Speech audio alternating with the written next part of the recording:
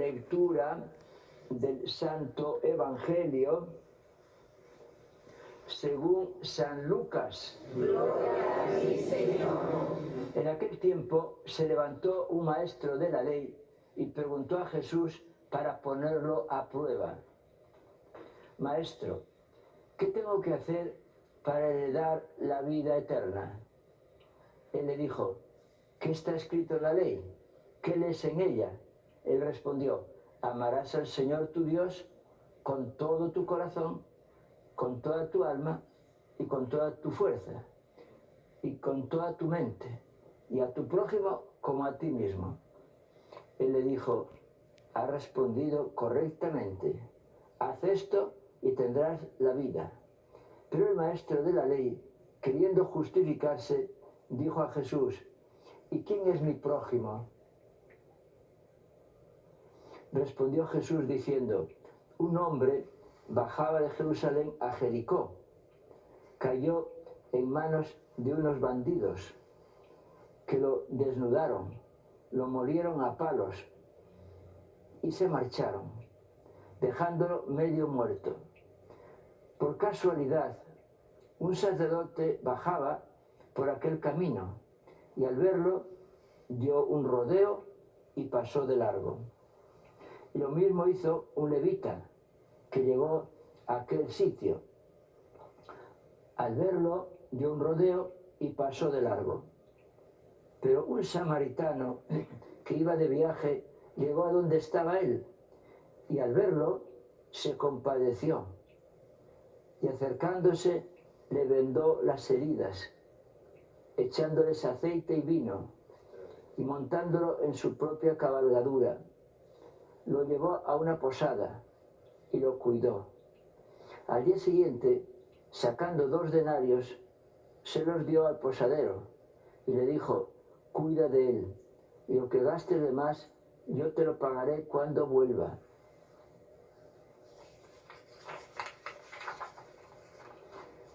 ¿Cuál de estos 3 te parece que ha sido prójimo del que cayó en manos de los bandidos? Él dijo: el que practicó la misericordia con él. Jesús le dijo: anda y haz tú lo mismo. Palabra del Señor. Gloria a ti, Señor Jesús. Queridos hermanos, vamos a reflexionar sobre estas lecturas que Dios nos ha regalado hoy. La primera lectura aparece como una exhortación que hace Dios. Una exhortación prácticamente es un mandato. Cuando dice: escucha la voz del Señor, tu Dios, observando tus preceptos y mandatos. Escucha. ¿Cuántas veces nosotros pues oímos, pero no escuchamos? Oímos la palabra, oímos buenos consejos, buenas exhortaciones, pero no escuchamos. Una cosa es oír y otra cosa es escuchar. Hay gente que dice: voy a oír misa, como si fuese a oír no sé, una canción o algo así. No, la misa no se va a oír, se va a escuchar, asumir, encarnar y luego vivir. Escucha. Es un mandato constante. ¿Qué tenemos que escuchar? Pues lo que a Dios le agrada, es decir, los mandatos de Dios. Dios tiene ya sus mandatos, conocemos 10 mandamientos, todos son perfectos, todos. Escuchemos. ¿Qué nos pide en el primer mandamiento? Amar a Dios sobre todas las cosas. ¿Qué nos pide en el segundo mandamiento? No tomar el nombre de Dios en vano, no hacer juramentos inútiles, no buscar el poder de Dios en supersticiones, en brujerías. ¿Qué nos pide el tercer mandamiento? Santificar las fiestas. Ahí entra el mínimo de un cristiano, ir a misa el domingo, es decir, 1 hora a la semana. ¿Qué nos pide en el cuarto mandamiento? Honrar al padre y a la madre. No solamente durante la vida, que hay que hacerlo con mucho cariño, sobre todo cuando están enfermos o son ancianos. También, después que han partido, se le honra ofreciendo el sacrificio de la misa, orando por ellos, sacrificándose, comulgando, etc. Quinto mandamiento, ¿qué nos pide Dios? No matar. Pero no solamente no es el matar físicamente, como puede ser con el aborto o con un asesinato. No, es también matar la alegría del prójimo, matar el entusiasmo, matar la fe. Podemos matar con palabras o con acciones también, o con omisiones. Quinto mandamiento, no matar. ¿Qué nos pide en el sexto mandamiento? Respetar nuestro cuerpo como templo del Espíritu Santo.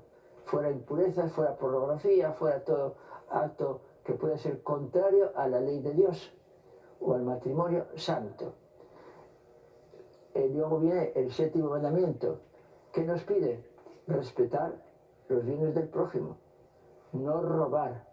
Se puede robar de muchas maneras, con muchos engaños, con estafas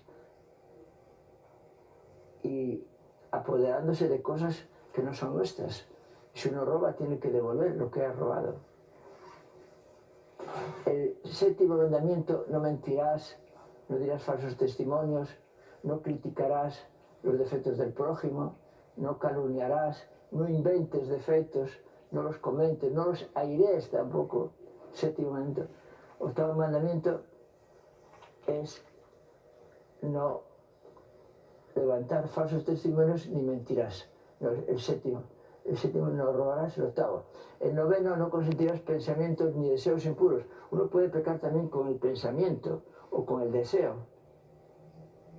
además de la acción.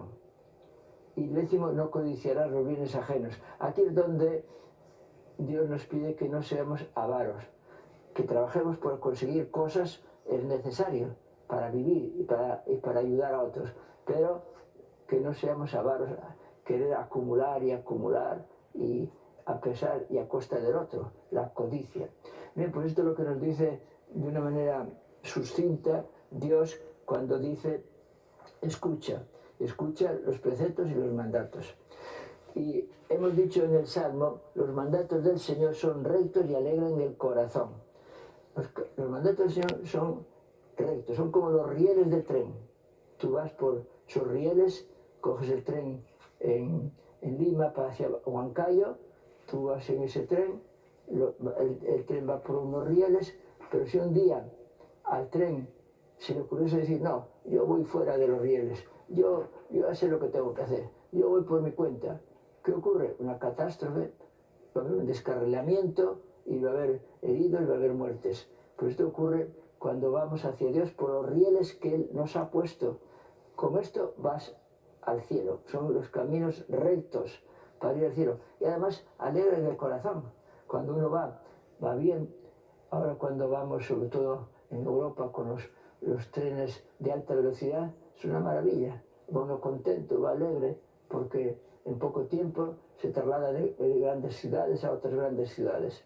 Nos da alegría caminar por las sendas del Señor. Si tú te sales, por mucho que creas que eres feliz, no eres feliz. El pecado viene contra ti.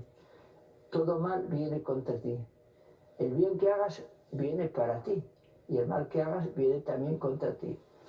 Tenemos luego ya la carta de San Pablo a los colosenses, donde se nos presenta a Jesucristo como el centro de todo. El resumen es, todo fue creado por Él y para Él. O sea, todo lo que existe ha sido creado por Jesucristo. Y es para Él, para su gloria, para su honra. Todo lo que nosotros hagamos, ofrezcámoslo a Jesucristo.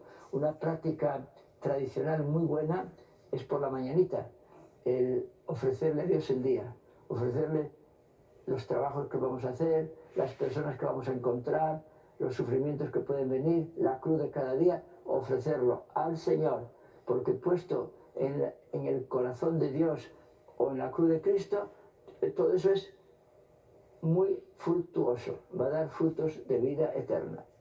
Y en el Evangelio, muy conocido ya, este Evangelio por la parábola del buen samaritano. El samaritano era en tiempos de Jesús una persona muy odiada. Los samaritanos eran como perversos, e incluso evitaban pasar por Samaria, porque para ellos eran muy malos. Y resulta que cuando hay allí un hombre caído y apaleado, y sufriendo, las personas que parecían más santas, un sacerdote da un rodeo, un levita da un rodeo, pero un samaritano, el malo, el perverso, se compadece, se acerca, cura las heridas, lo carga en su propia cabalgadura y lo lleva a una posada y paga. El próximo, el prójimo. Después de Dios, hay que amar al más próximo. Y aquí hay que comenzar por la familia. ¿Cuántas veces en la propia familia hay tensiones fuertes, hay hasta odios, hay resentimientos, hay venganzas?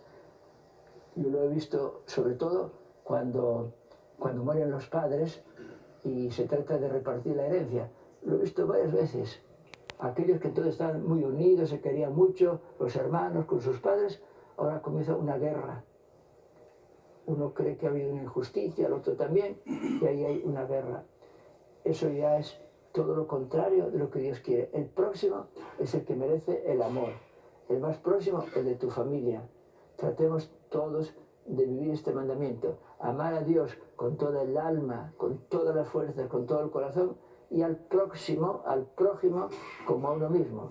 ¿A ti no te gusta que te ofendan? No ofendas. ¿No te gusta que te critiquen? No critiques.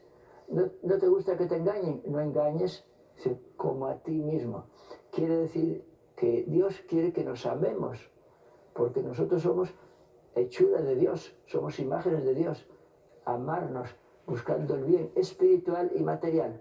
Y ese bien espiritual y material que queremos para nosotros, también aplicarlo a los demás. Es una tarea bastante difícil, pero merece la pena, merece la pena. Para lo cual hay que grabarnos bien que el otro está representando a Jesucristo. Y lo que hagas a cualquiera de los demás, se lo haces a Jesucristo, el bien y el mal. A mí me impresionó mucho cuando leí la vida de San Juan de Dios. San Juan de Dios vivió una parte de su vida pues un poco alejado de Dios, pero luego le llamaban el loco. Y un día un hospital comienza a arder y entonces él va corriendo a ayudar. Dicen, el loco está ayudando. No solamente estaba ayudando, sino que estaba convencido de que lo que él podía hacer a los demás se lo hacía al mismo Jesucristo. Y ocurrió que una noche él iba por las calles de Granada, allá por el sur de España, y oyó unos gemidos. Se acercó, había allí en la cuneta un hombre que estaba malherido, estaba como abandonado. Entonces él ya estaba convencido de que lo que él podía hacerle se lo hacía a Jesucristo.